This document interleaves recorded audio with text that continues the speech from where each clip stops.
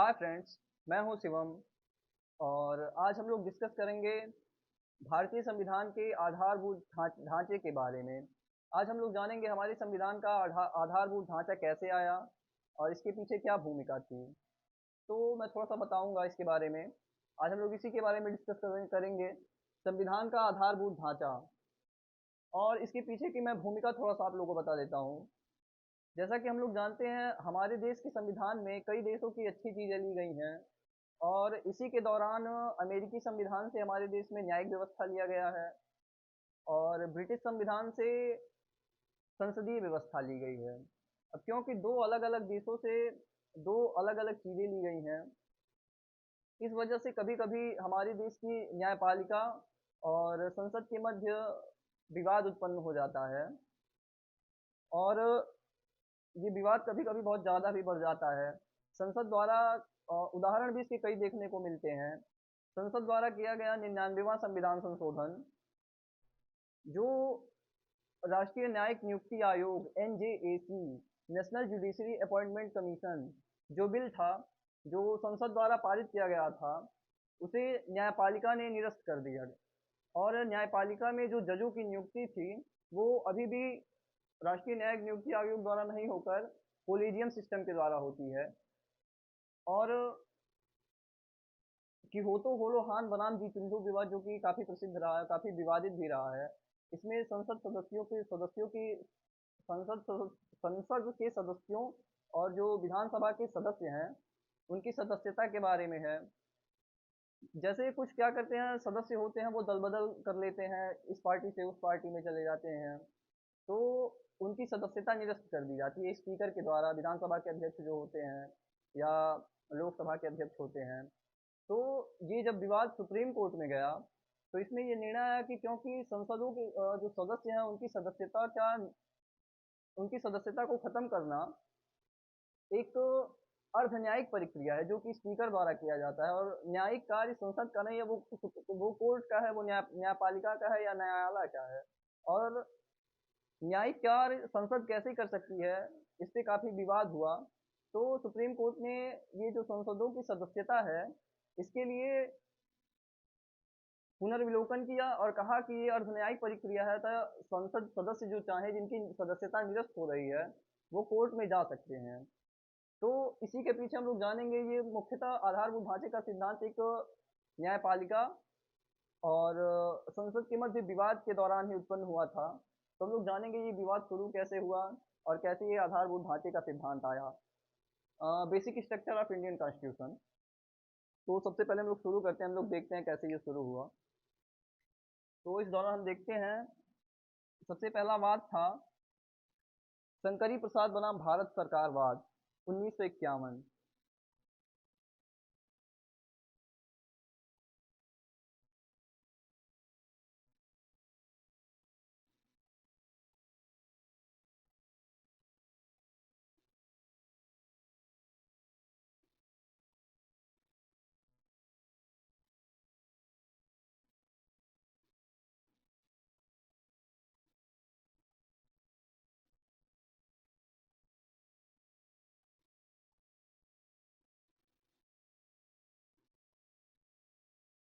ये एक संपत्ति से संबंधित विवाद था। जब संसद ने हमारे मूल अधिकार, जिसमें संपत्ति का अधिकार भी शामिल था, जिसे अब तो वर्तमान समय में अनुच्छेद 301 के तहत एक विधिक अधिकार बना दिया गया है। तो जब संसद ने संपत्ति के अधिकार में, हमारे मूल अधिकार में संशोधन किया, तब शंकरी प्रसाद बनाम भारत सरकार वाद आया। और इसमें सुप्रीम कोर्ट ने निर्णय दिया। इसमें सुप्रीम कोर्ट का निर्णय ये था कि सरकार अनुच्छेद 368, जिसके तहत संविधान संशोधन किया जाता है, और संविधान संशोधन की प्रक्रिया जिसमें है, उसके माध्यम से मूल अधिकारों में संशोधन कर सकती है। तो इसमें ये निर्णय आया, अनुच्छेद 368 के माध्यम से संसद हमारे मूलभूत अधिकार जो है, हमारे मूल अधिकार हैं,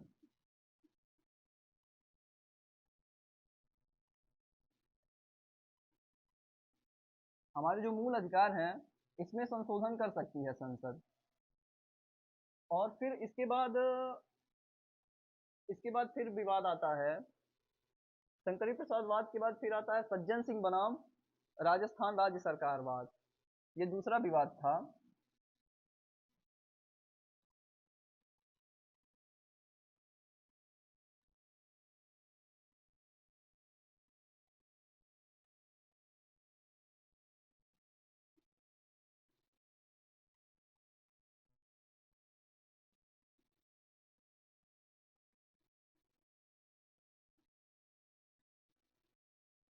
ये 1965 में आया था। इसमें भी एक बहुत महत्वपूर्ण निर्णय आया, और इसमें भी सरकार ने, इसमें 5 जजों की सुप्रीम कोर्ट में बेंच थी, जिसमें 3 और 2 के माध्यम से, 3 और 2 के बहुमत से सुप्रीम कोर्ट ने ये निर्णय दिया कि संसद अनुच्छेद 368 के माध्यम से, जिसमें संविधान संशोधन है, मूल अधिकार में परिवर्तन कर सकती है। और इसी में एक बहुत महत्वपूर्ण निर्णय ये आया कि अनुच्छेद 368 के तहत जो संविधान संशोधन किया जाएगा उसे विधि नहीं माना जाएगा। और विधि नहीं मानने का मतलब ये था कि अनुच्छेद जो 13 है उसमें एक ये नियम है कि कोई भी विधि, कोई भी लॉ, कोई भी नियम अगर हमारे मूल अधिकारों को कम करता है, उसे न्यून करता है, तो वो स्वतः निरस्त हो जाएगा। लेकिन अनुच्छेद जो 13 है वो केवल विधियों के लिए था, ना कि संविधान संशोधन के लिए। अब इसमें ये आया कि संविधान संशोधन को विधि नहीं माना जाएगा। अब क्योंकि ऐसा कह दिया सुप्रीम कोर्ट ने, इसलिए संसद को ये अधिकार प्राप्त हो गया कि वो किसी भी हद तक जाकर मूल अधिकार में परिवर्तन कर सकती है। तो इसमें ये वाद आया, इसमें सुप्रीम कोर्ट का ये निर्णय था कि अनुच्छेद 13, अनुच्छेद 13 के तहत, अनुच्छेद 13 के अंतर्गत, नहीं नहीं, संविधान संशोधन को, आप लोग इसको नोट करते रहिएगा, संविधान संशोधन को, कॉन्स्टिट्यूशनल अमेंडमेंट को अनुच्छेद 13 के तहत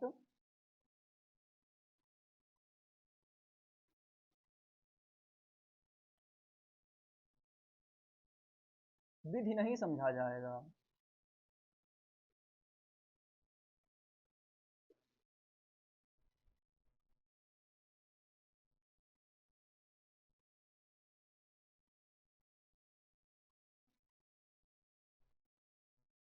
अब क्योंकि कॉन्स्टिट्यूशनल अमेंडमेंट जो अनुच्छेद 368 के तहत किया जाता है, इसमें सुप्रीम कोर्ट का निर्णय आया कि इसे विधि नहीं समझा जाएगा। अब चूंकि अनुच्छेद 13 विधियों से संरक्षण करती है मूल अधिकार का, और संविधान संशोधन जो कि विधि नहीं है उसके तहत मूल अधिकार में संशोधन किया जा सकता है। और इसके बाद बहुत ही महत्वपूर्ण निर्णय आता है, इन दोनों वाद के बाद एक महत्वपूर्ण निर्णय आता है। मैं इसको थोड़ा सा मिटा देता हूँ।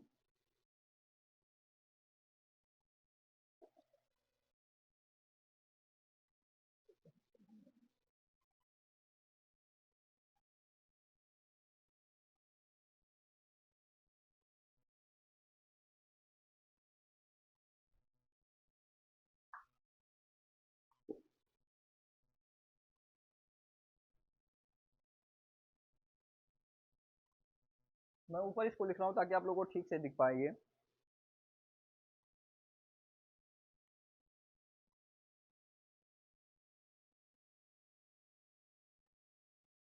इसके बाद फिर एक बहुत महत्वपूर्ण निर्णय आता है, गोलकनाथ वाद।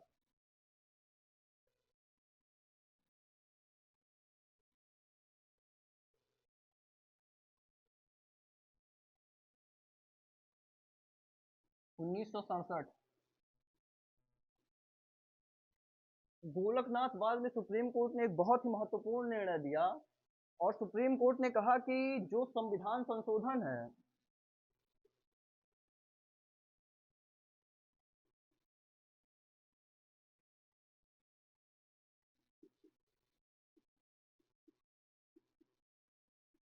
जो संविधान संशोधन वो भी विधि है।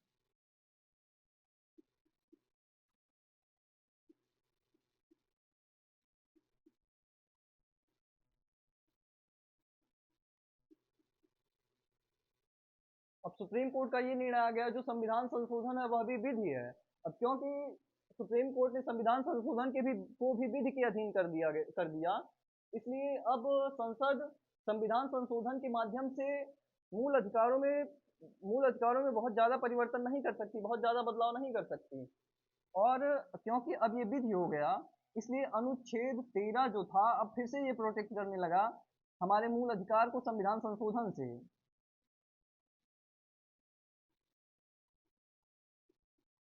प्रोटेक्ट कर अब फिर से ये संविधान संशोधन से भी, विधियों से तो पहले से ही ये प्रोटेक्ट कर रहा था अनुच्छेद 13 हमारे मूल अधिकार को, लेकिन अब ये संविधान संशोधन से भी विधियों को मूल अधिकार को हमारे प्रोटेक्ट करने लगा। और फिर इसके बाद विवाद और बढ़ता है। इसके बाद सरकार क्या करती है, गोलकनाथवाद को प्रभाव को कम करने के लिए, गोलकनाथवाद के प्रभाव को कम करने के लिए सरकार क्या करती है, 24वां संविधान संशोधन कर देती है। 24वां संविधान संशोधन 1971।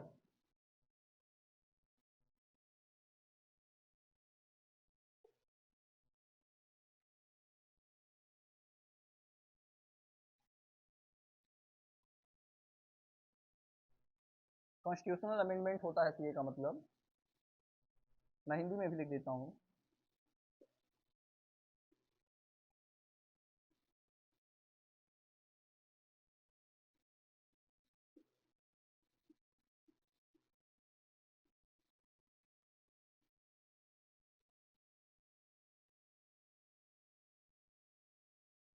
आप लोगों को दिख रहा है ठीक से?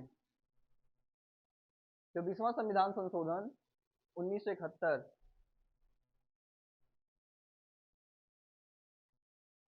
24वां संविधान संशोधन 1971 में सुप्रीम कोर्ट ने निर्णय दिया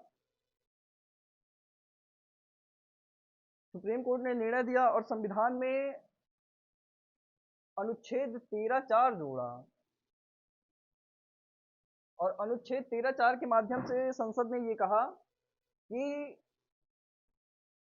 अनुच्छेद 13(4) के माध्यम से संसद ने ये कहा कि जो संविधान संशोधन है वो अनुच्छेद 13 के अंतर्गत उसको नहीं देखा जाएगा, और अनुच्छेद 13 के अंतर्गत संविधान संशोधन का कोई विभाग नहीं आएगा। ये भी बहुत महत्वपूर्ण निर्णय था। गोलकनाथवाद को अपोज करने के लिए एक तरह से ये देखा जाता है। 74वां संविधान संशोधन 1971, इसमें 13(4) जोड़ा गया, संविधान 13(4) जोड़ा गया, अनुच्छेद 13(4) जोड़ा गया फंडामेंटल राइट में, हमारे मूलभूत अधिकार में।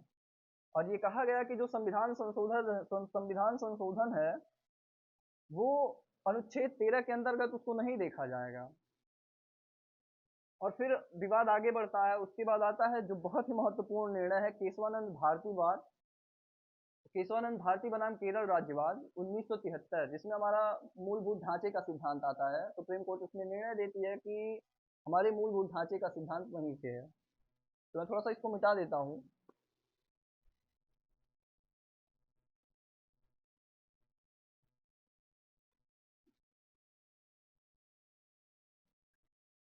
अब यहाँ हम लोग देखते हैं केशवानंद भारतीवाद।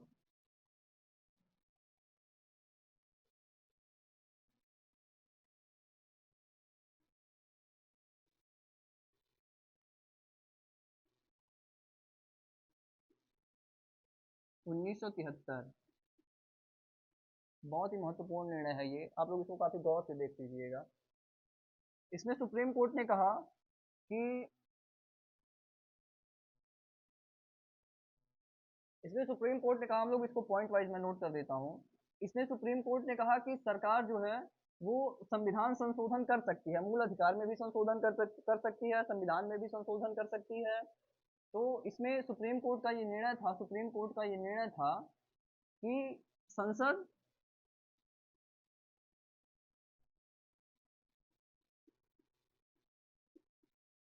संविधान में और मूलाधिकार में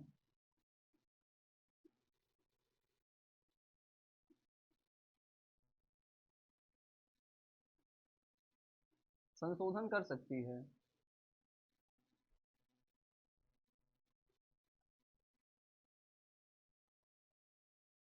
संसद संविधान और मूलाधिकार में संशोधन कर सकती है। और उसके बाद फिर एक पॉइंट और आता है इसमें कि इसमें जो गोलकनाथवाद था 1967 वाला, उसमें जो कहा गया था कि संविधान संशोधन को विधि के अधीन रखा जाएगा, उसको भी बदल दिया सुप्रीम कोर्ट ने। गोलकनाथवाद को इसमें सुप्रीम कोर्ट ने बदल दिया।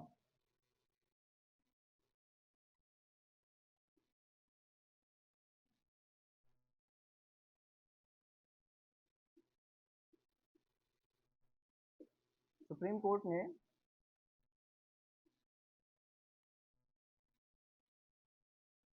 बदल दिया।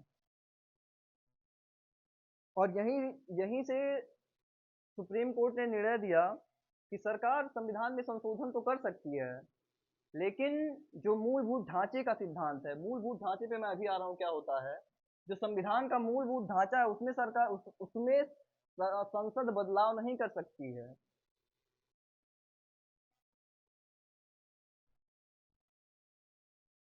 मूलभूत ढांचे में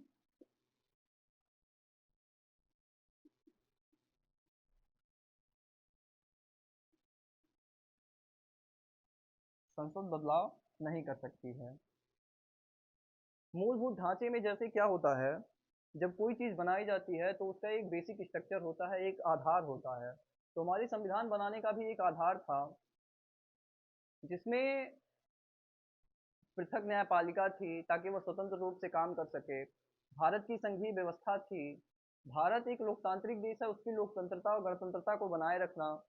और सरकार मान लीजिए कोई विधि बनाकर हमारे मूल अधिकार को छीन लेती है, और भारत का कोई पार्ट किसी अन्य दो देश को दे देता है, भारत का आधा भाग कह रहा है हम किसी और दो देश को देंगे, तो ये संविधान का बहुत बड़ा उल्लंघन होता है। तो सरकार, यही जो मूलभूत ढांचे का सिद्धांत है, इसी में सुप्रीम कोर्ट ने कहा कि सरकार संविधान में संशोधन तो कर सकती है, क्योंकि सरकार क्या करे, संविधान संशोधन के माध्यम से संविधान की कमियों को दूर करे, कोई नई विधि बनानी हो समय के अनुसार, कोई नया लॉ बनाना हो, वो सब करे।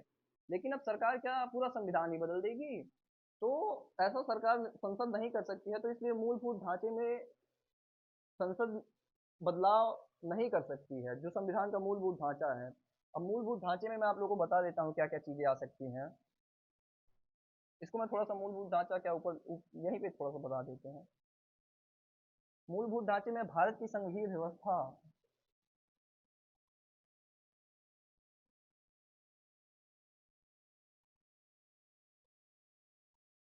आवर फेडरल सिस्टम, उसके बाद पृथक न्यायपालिका,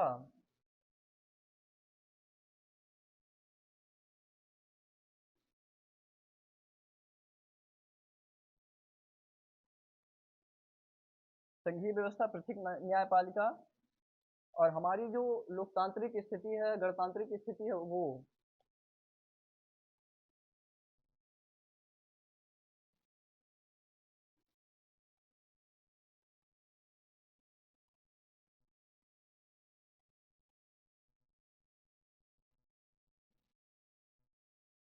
लोकतांत्रिक स्थिति। और ये विवाद यही नहीं रुका और आगे भी बढ़ा। 1971 के बाद इंदिरा गांधी जी की सरकार थी, और आपातकाल का दौर था। तो कोर्ट में और सरकार में काफी विवाद चल रहा था उस दौरान। और उसी दौरान फिर से सरकार ने क्या किया, संसद ने क्या किया, 42वां संविधान संशोधन 1976 में लाया।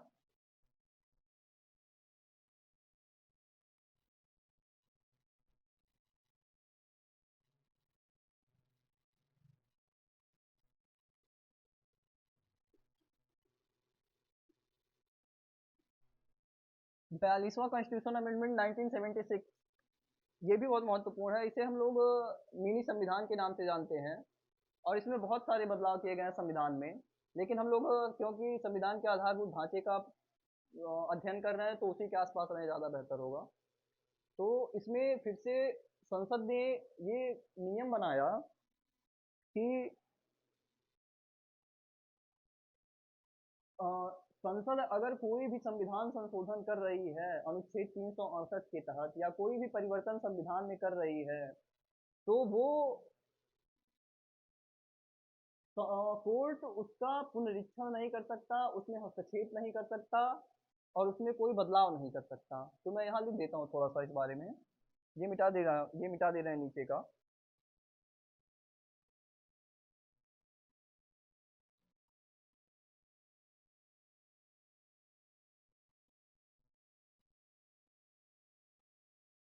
तो इसमें इसमें जो संसद ने नियम बनाया, संसद का जो नियम था उसमें कहा गया कि संविधान जो संशोधन है,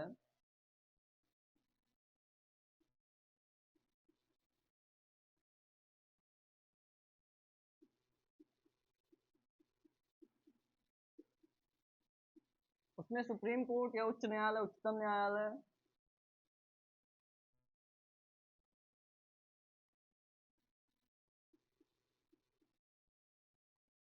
उच्चतम न्यायालय हस्तक्षेप नहीं करेगा।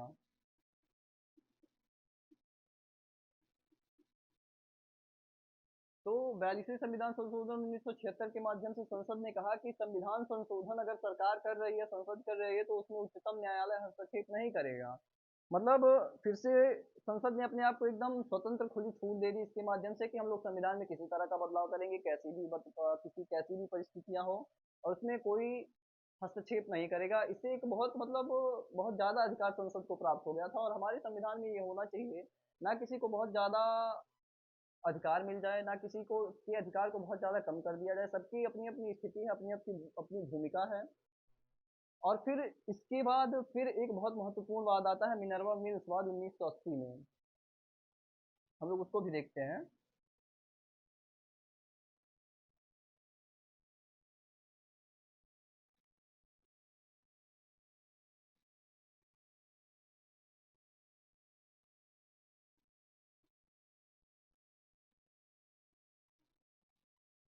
मिनर्वा मिल्स वाद 1980।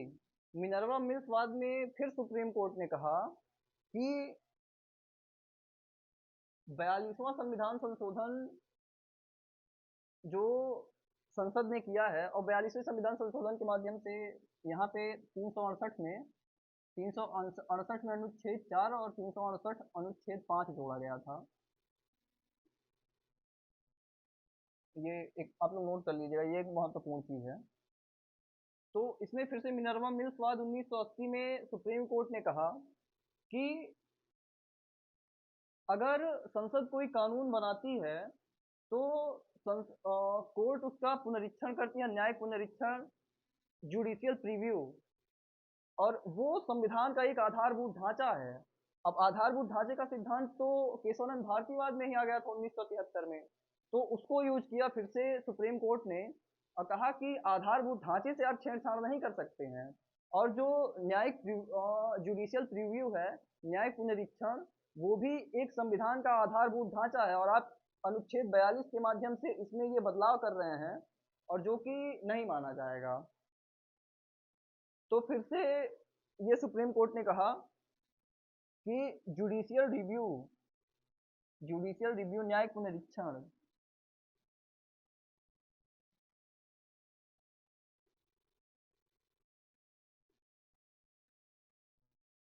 न्यायिक पुनरीक्षण ये बेसिक स्ट्रक्चर है संविधान का, और इसे आप संविधान संशोधन के माध्यम से नहीं बदल सकते। जैसे सरकार संविधान संशोधन के माध्यम से ये नहीं बदल सकती हमारी संघीय व्यवस्था, हमारी लोकतंत्रता को छीन ले, या मूल अधिकार ही पूरा खत्म कर दे, तो उसी तरह से जुडिशियल रिव्यू, न्यायिक पुनरीक्षण भी संविधान का एक आधारभूत ढांचा है, और इसे संसद संविधान संशोधन के माध्यम से नहीं छीन सकती है। और साथ में ये भी सुप्रीम कोर्ट ने कहा कि अगर कोई चीज संविधान संशोधन के माध्यम से अनुसूची 9 में रखी जाती है, तो अनुसूची 9 का भी अगर वो संविधान के आधारभूत ढांचे का उल्लंघन कर रहा है, तो अनुसूची 9 की चीजों को भी सरकार सुप्रीम कोर्ट पुनर्विलोकन कर सकती है। उसका भी अनुसूची 9 के तहत भी जो आप विधियां बना रहे हैं, जो उसको रख रहे हैं, उसका भी न्यायिक पुनरीक्षण कर सकती है, पुनर्विलोकन कर सकती है। और ये विवाद अभी भी चल ही रहा है, क्योंकि अभी भी हाल ही में जो विधि मंत्री थे किरेन रिजिजू, जिनको अभी बदल दिया गया है वर्तमान समय में, उन्होंने फिर से न्यायिक नियुक्ति आयोग, जो राष्ट्रीय न्यायिक नियुक्ति आयोग था, कोलेजियम, उसमें जिसमें जज की नियुक्ति की जाती है, उस पर विवाद हुआ था। दरअसल बात यह है कि सुप्रीम कोर्ट में जजों की नियुक्ति कोलिजियम सिस्टम से की जाती है, जिसको माना जाता है कि बहुत ज्यादा पारदर्शी नहीं है। तो इसलिए ये नियम था कि ये बिल लाया गया कि NJAC,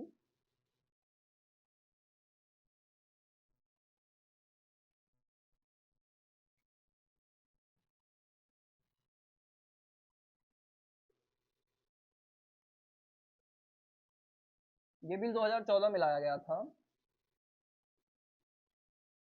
national judiciary appointment commission 2014। और इसको फिर से ये लाया गया, लेकिन इस पे अभी विवाद ही चल रहा है, ये बहुत विवादित है अभी। इसमें सुप्रीम कोर्ट में और संसद के मध्य ये सामंजस्य नहीं बन पा रहा है कि जजों की नियुक्ति एनजेएसी के माध्यम से होगी कि कॉलेजियम सिस्टम के माध्यम से।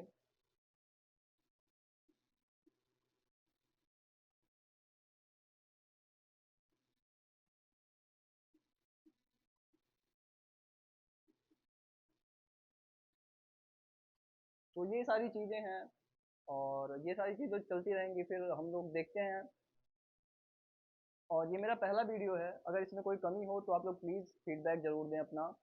और अगर आप लोग को ठीक लगा हो तो आप लोग प्लीज़ लाइक करें, शेयर करें। और मैं आगे, आप लोग कमेंट में ज़रूर बताइएगा किस टॉपिक पे वीडियो बनाऊँ, किस तरह का वीडियो बनाऊँ। और फिर देखते हैं आगे क्या कर सकता हूँ मैं इसके लिए।